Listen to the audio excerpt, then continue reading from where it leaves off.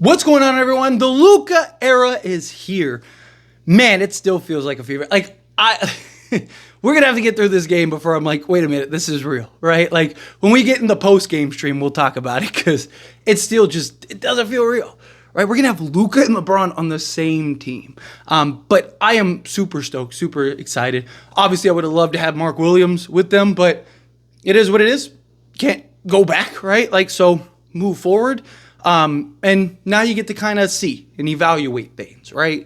Talked about how the Lakers are probably going to be patient on the center front. My guess is that the Lakers don't kind of rush the gun to go get that guy. Yes, they could waive a guy, bring in a center. We all kind of have that guy in our head that we think would best fit alongside Luka and LeBron. But I think the Lakers will kind of see how does Jackson Hayes look, right? How does this team mesh?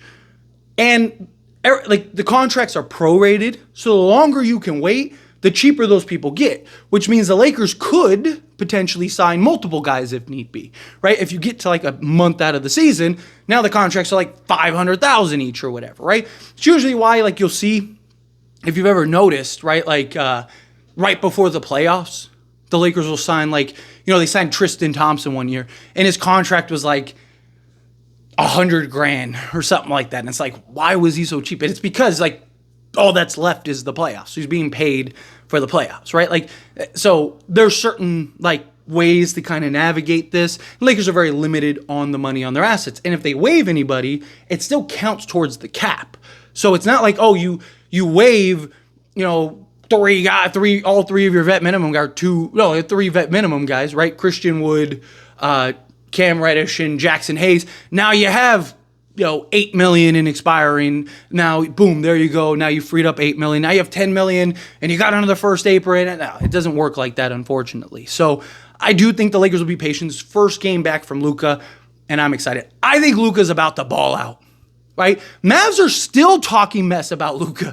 The owner or whatever said that, basically saying that Luka doesn't work hard.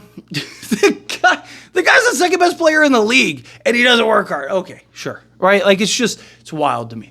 But another whiteboard material, another kind of boom, piece of dirt off the grave that they're digging.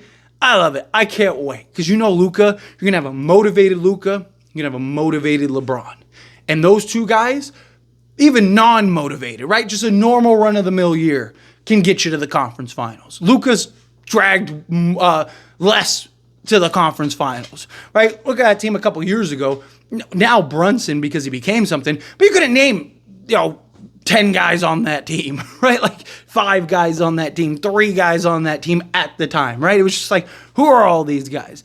And you fast forward to now, and you look at this roster, and the roster's good. They're run a lot of small ball. You have LeBron and Luka that Luka's going to take so much pressure off of LeBron from ball handling to scoring and all those things. Lakers are going to be a top offense, right? It may take time. And that's the thing I want people to understand and really kind of just keep in mind, right? There's a possibility where this goes beautifully and seamlessly, and Reeves, LeBron, and Luka are able to just fit in without any kind of just question marks or nothing. They just run and blitz the league. That's a very real possibility. But it's more likely that there's going to be a little bit of a learning curve, that it's going to take a little while to kind of really get into the swing of things, right? LeBron's going to have to get used to Luka being on ball. LeBron said himself, Luka and Austin Reeves are going to be the guys on ball. I'll figure things out, so to speak, which is what I talked about. It's probably going to happen, right? The moment we got Luka, I was LeBron's the one that's going to have to make the sacrifices. Luka's probably going to make some, but LeBron's the one that's going to have to take the major step back. It's easy to say it. It's another thing to actually do it. I'm not saying that LeBron won't do it. I'm just saying it's an adjustment period, right? There was a lot of this talk when we got Westbrook. I get Westbrook is not Luka, but a lot of this talk about Westbrook and nothing changed, right? LeBron was still on ball heavily. Part of that was Darvin Ham, but it's just things to kind of keep in mind.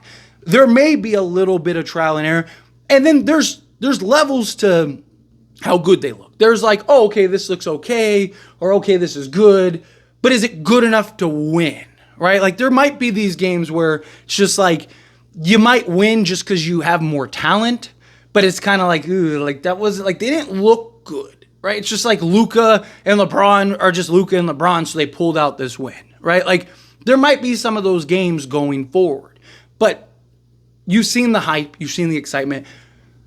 Another thing that I could see happening is the Lakers, like, I wouldn't be shocked if they win like 6 straight games. Right? Their next 4 games should all be wins, even without Luka, for being honest. But I could see the Lakers winning like 6 to 8 straight games from Luka getting back.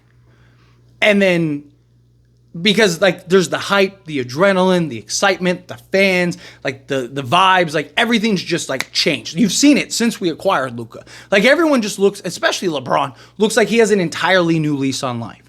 So I could see a scenario where the Lakers just rattle off a bunch of wins and then the dust settles, and I wouldn't be shocked if they lose like 3 or 4 games, right? And that's a little concerning for me. Like it's something to kind of keep an eye on, right? Like when the hype wears off, can they still maintain? Obviously, losses happen. I'm not talking about like they lose a game here and there. It's fine. Like that's part of it. But I'm saying like, do they go on like an extended losing streak, right? Because everybody on these Lakers are going to bring their best effort, the highest energy. They're going to be all locked in defensively. They're all going to play the best basketball they can. They're all going to be on their P's and Q's, cross their T's, dot their I's. Because Luka's here, all the attention, everything. Like, everybody's going to be in line for, however many games. 6, 7, 8 games. Maybe it's less, right? Whatever. My concern is that when that, like, hype wears off, and it's like, okay, now it's the grind of the season, do guys continue to play to that level and effort? Because we've seen early on, Lakers have done a much better job these last like 12 games or so. But 12 games doesn't negate the previous 30, right? Or 35, whatever it's been, right? So it's just, again, I'm not saying any of these things will happen because you don't know until you actually get through it. But it's definitely something we need to kind of keep an eye on and potentially suspect, right? Because I just want calmed expectations out of the way. If the Lakers are a little rocky to start, don't over panic. Oh, that's it. Lakers are cooked. They're trash. Oh, like, no, like, again, they're figuring stuff out. If they just blitz teams and they run through it, and I'm going to have to do a good job too, because, I'm going to, like, if Lakers start 6-0 at Luka, don't get me wrong, I'm going to be like, because the fan, it's the balance, right? The fan in me wants to react one way. The content creator that feels like I have a responsibility wants to react another, and they're constantly clashing, trust me. They're constantly like butting heads with each other. But ultimately, I think that, again, we have to have calm expectations either way. Obviously, we can get excited for the wins, and, be bummed for the losses, but we need to keep in mind that, like, hey, this is going to be a process either way. Even if it goes seamlessly, right? Even if it's beautiful, like poetry and motion, there's still a process that's being made. They still need to build chemistry. They still need to learn. And again, it's easy to integrate a role guy. Like Dorian Finney-Smith fit right in immediately. Why? Because he's playing the same role he's played his entire career and built the career on. It's hard to integrate a star, let alone a superstar, and then let alone a guy who is one of the most highest usage players in history. That's a very hard to integrate, right? Like, so again, there may be a little bit of a learning curve here. I think this game, Luka balls out. I think this will be a statement game from Luka, and I think everybody will let him. I think LeBron, everybody's going to encourage him. Hey, here's the ball. And I wouldn't be shocked if Luka goes off for like 40 or something like that in this game. I wouldn't be shocked at all if Luka just goes on an absolute tear. Now, keep in mind he is coming back from injury, but still, I wouldn't be shocked if this is like a statement game. Like, oh, you guys wanted to trade me, okay? I can't wait for that Dallas game, by the way. But I'm super pumped, super excited. I just kind of wanted to go over all the pros and cons and everything like that.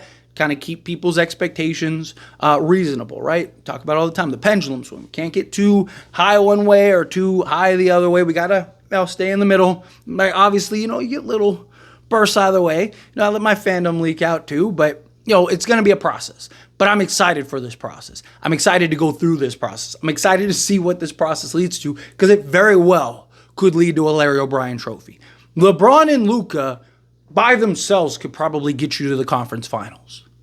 If you can just get the buy-in from guys, like the way we've played these last few games, if you inject Luka into that, Lakers can win the championship, right? The defensive intensity, the hustle, the effort, the energy. Obviously, good games happen, bad games happen. Guys are going to have, rough nights. We're going to have games where we look terrible. We have games where we look like the best team in the league. It's part of the season.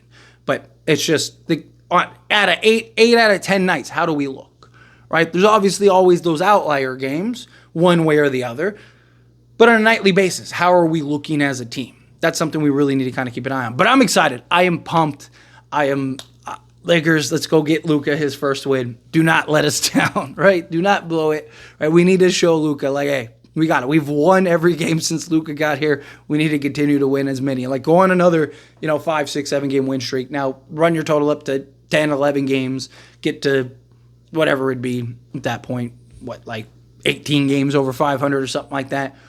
Put yourself in good position. But anyway, as always, this is a discussion. Pass a question on you. Let me know your thoughts and opinions down in the comments below. What do you think? How do you feel? What are your thoughts? Are you excited? The Luka era is here. Are you pumped? Are you thrilled? Let me know however you feel down in the comments. That being said, if you haven't liked this video, hit that like button. Helps me a lot. Lets me enjoy these types of videos, and I truly appreciate it. Not subscribe channel, hit that subscribe button. Turn on the bell notifications. Appreciate y'all. See you in the next one. Thank you.